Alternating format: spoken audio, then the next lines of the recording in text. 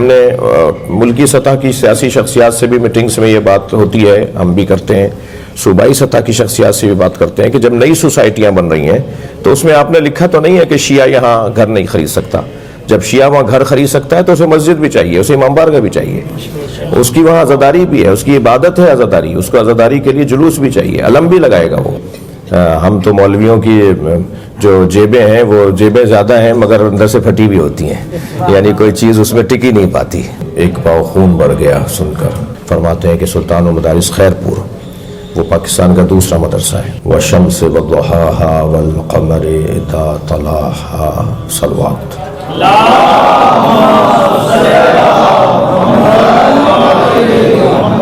سورہ مبارکہ والشمس کی ابتدائی مختصر مگر مکمل دو آیتیں. آیت کا ترجمہ اور آیت کی تفسیر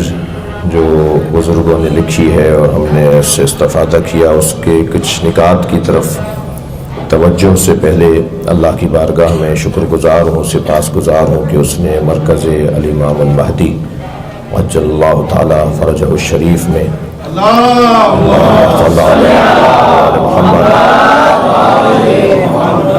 آنے کی توفیق عطا فرمائی. اس مرکز کے مختلف شعبوں کو جاننا اور ان سے آشنائی اور ان کی جو کیفیت اور ان کا کردار رہے گا اس کے حوالے سے ہمیں بتایا گیا. ایک محاورتاً جملہ کہوں گا کہ ایک پاؤ خون بڑھ گیا سن کر کہ ہمارے وطن کے اندر مراکز علمی اور مراکز ثقافتی مراکز، تہذیبی مراکز، ادبی مراکز اور تبلیغی مراکز کا شان سے ہونا بہت ضروری ہے، اہتمام سے ہونا بہت ضروری ہے. اگر ہمارا کوئی مخالف، ہم تو چاہیں گے کہ وہ بار بار آئے، لیکن اگر اتفاقاً آ گیا تو اسے اس بات کا احساس ہو کہ پاکستان میں شیعہ رہتا ہے اور وہ ہمارے ان مراکز سے کچھ اپنی اصلاح کر کے جائے، اپنا نظریہ بدل کے جائے. اس حوالے سے جن احباب نے اس میں اپنا حصہ ڈالا ہے وہ یہاں پر موجود ہیں. خاص طور پر ایک مدبر، ایک مفکر، ایک درد رکھنے والی شخصیت، ایک احساس رکھنے والی شخصیت، ایک خاندانی سید، عالم، متقی، پرہیزگار، ایک خدا کا سپاہی، ایک امام زمانہ کا نوکر جناب علامہ حسنین موسوی صاحب حفظہ اللہ، کہ جن کا یہ مرکزی خیال اور پھر ان کے ساتھ معاونین اور جو معاونین پاکستان میں ہیں یا پاکستان سے باہر ہیں وہ لائق آفرین، صد آفرین، مرحبا، تحسین کہنے کے قابل ہیں کہ انہوں نے مولانا کے اس خیال کو کہ جو پاکستان کی ضرورت ہے. میں ایک بات کی طرف آپ کی توجہ چاہوں گا کہ جو یہاں کی ضرورت ہے ہمارے وطن کی، ہم ابھی اس میں 5% بھی نہیں آئے ہیں. اس تنگ نظری پر بات نہیں ہونی چاہیے کہ خود میرا جو آبائی اور خاندانی شہر ہے وہ سندھ میں خیرپور ہے. خیرپور شہر میں 1952 یا 56 میں جو مدرسہ بنا تھا، باقاعدہ مدرسہ بنا تھا پاکستان کا، حضرت آیت اللہ حافظ ریاض حسین نقوی کی تحقیق اور ان کی نظر کے مطابق پاکستان کا دوسرا مدرسہ ہے اس خطے میں. سب سے پہلا مدرسہ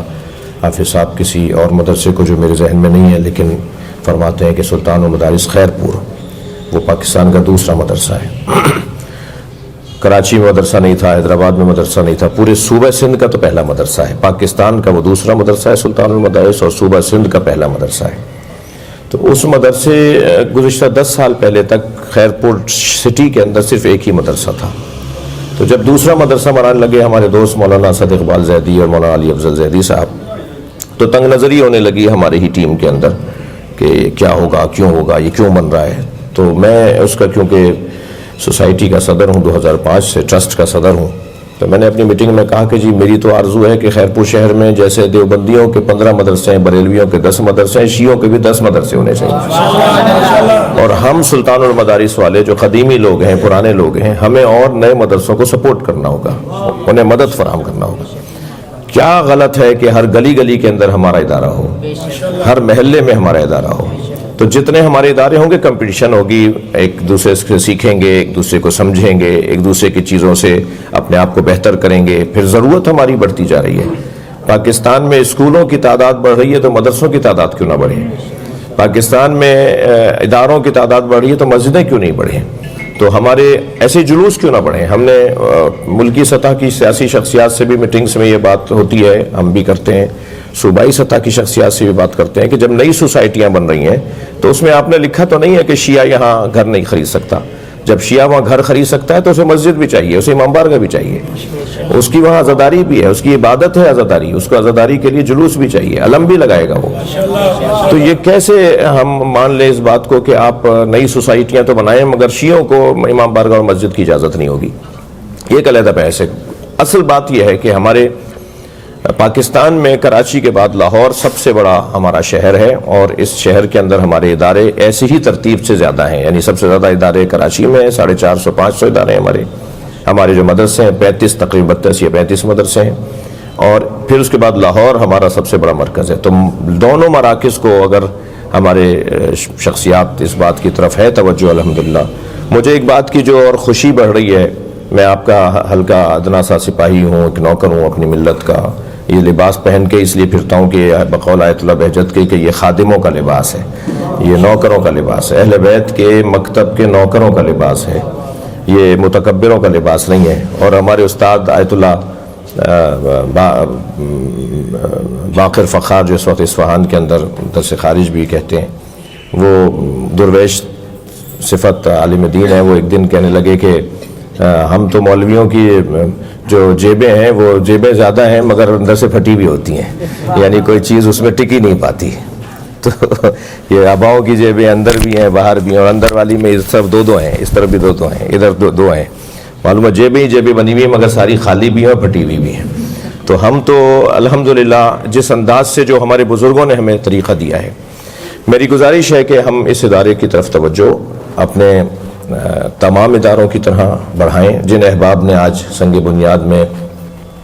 اپنی اینٹ رکھی ہے، اپنے مرحومین کی نیت سے، اپنی نیت سے، جو بھی ان کی نیت تھی قربت اللہ، تو انشاءاللہ اس میں اپنا تعاون مالی، دام درہم قدم سخن جو کہا جاتا ہے، ہر اعتبار سے تعاون کی جو ہے وہ شدت سے ضرورت ہے۔ میں مولانا جعفر رضا علوی صاحب کا بھی شکر گزار ہوں کہ جنہوں نے اس پروگرام کو آج منعقد کرنے میں اپنا بھرپور کردار ادا کیا، اور مسلسل جو ہے وہ مجھے مانیٹر کر رہے تھے کہ آج کہاں پہنچا ہوں اور کل کہاں، اور کہیں دیر نہ ہو جائے، کہیں رہ نہ جاؤں۔ اسی طرح بہت خوشی ہوئی آپ کی بات میں بہت معذرت کے ساتھ، اگر اگلے سال آپ کسی 4 شعبان کو آئیں تو آپ سے ہم اس ملنے کا افتتاح کروائیں گے انشاءاللہ۔ اگر بلڈنگ تیار ہو گئی تو میں شاید 2-4 کام چھوڑ کے بھی آ جاؤں گا۔